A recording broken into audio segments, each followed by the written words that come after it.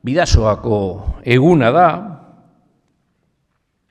eta esanguratsua da, guk, ja urteak, behin eta berriro egiten egotea.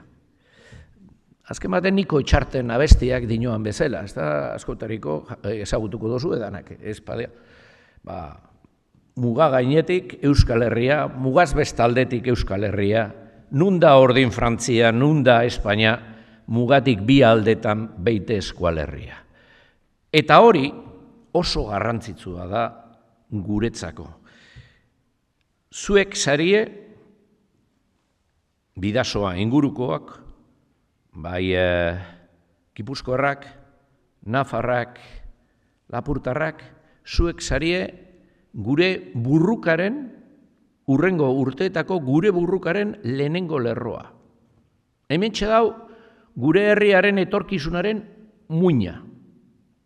Mugak desagertzen ari direlako, baina herri bat egin behar dugulako oraindik.